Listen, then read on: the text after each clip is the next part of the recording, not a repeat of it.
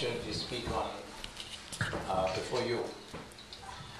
I have been asked to speak on a topic which is on which I am not an expert. I have certainly studied the theology of Hinduism. I have read through Bhagavad Gita many times. And generally on stress management, I have always believed that you give stress to others, but don't get stressed yourself. It's been my philosophy. But to speak to you, I'm basically a trained economist, and I have a PhD in economics. I've been a professor. First 10 years I was at Harvard, then I went back to India. Then I got into trouble with Mrs. Gandhi, and she threw me out of IIT. So I couldn't get any other job in India. So instead of migrating, I entered politics. That's how I became a politician. Of course, the job came back to me because the courts reinstated me after 22 years. And I got all my back salary without ever doing any work. So, but I could not go back. By then I had become a minister and things like that. So that's how I came to politics. Many of my political opponents hired lawyers to file cases against me, mostly defamation cases. And I didn't want to waste money hiring lawyers. So I decided to learn law. And although I didn't take a degree, I learned law and fought all my cases. I've had maybe 46 defamation cases against me, and I've won all of them. So now, in fact, I'm not including once Miss Jayalalitha had filed 100 cases against me, hoping that I'll be just spending my life going from one court to another.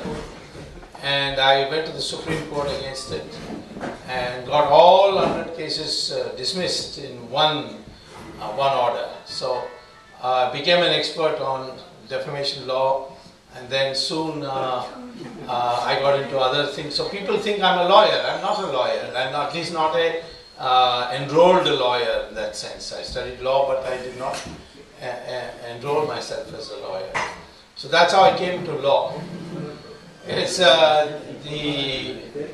Periva, that is Jayendra Saraswati's arrest, which made me begin thinking about Hinduism and why he was arrested, what was the background behind it. And when I started going, I thought now Hindus were under siege and it was invisible.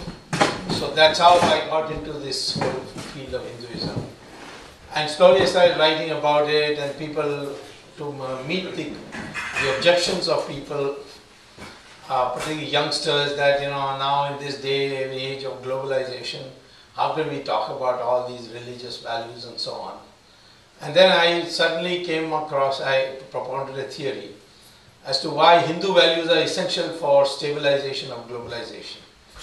And the tribute for me on this work came from Fordham University, which is a Jesuit Christian university.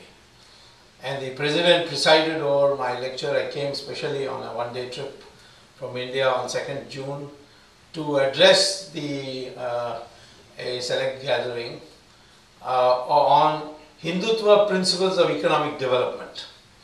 And the reason I was invited is because the president said, and the head of the Department of Economics, who was an Indian and known to me for a long time, called Rishikesh Vinod, they felt that there is a dissatisfaction that exists in society, and people are looking for new ways to achieve material progress without the attendant misery that comes with it.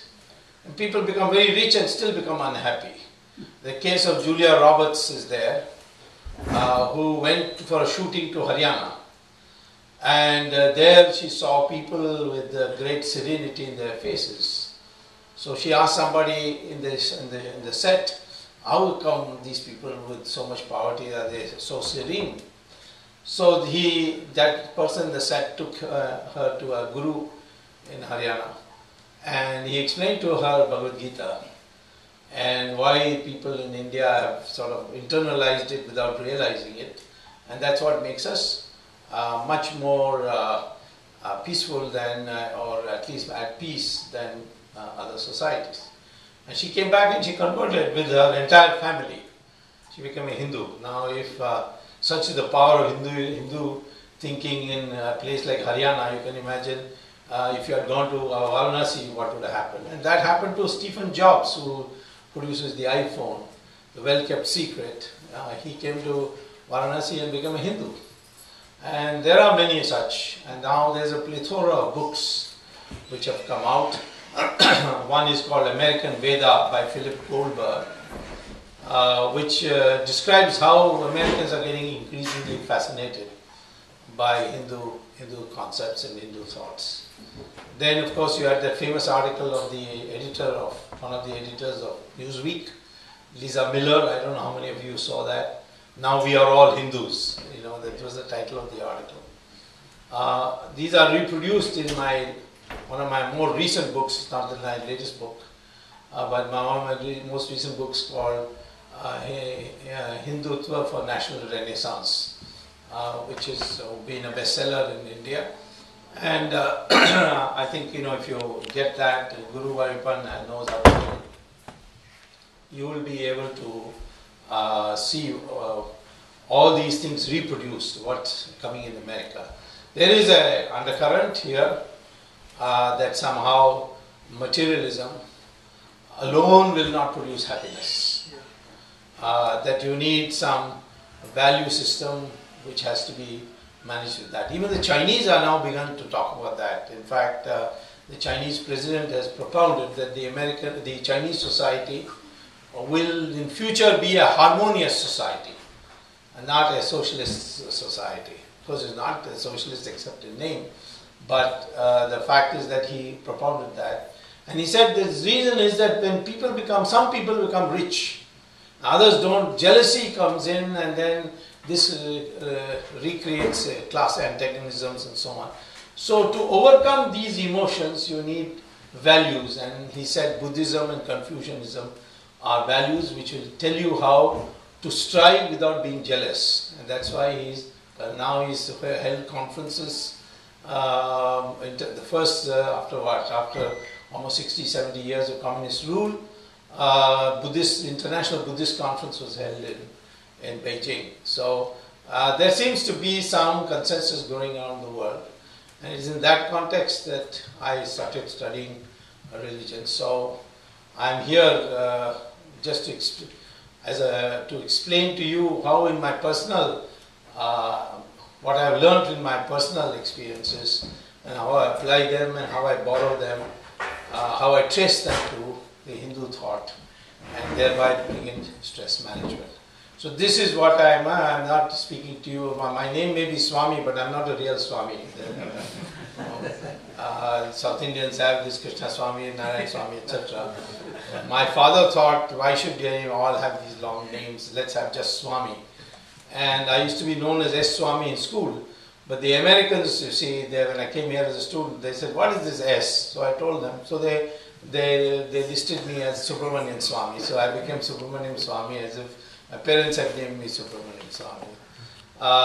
So it's in this background that I have now thought that we have to translate these esoteric concepts of our tradition to simple, understandable way for the modern generation.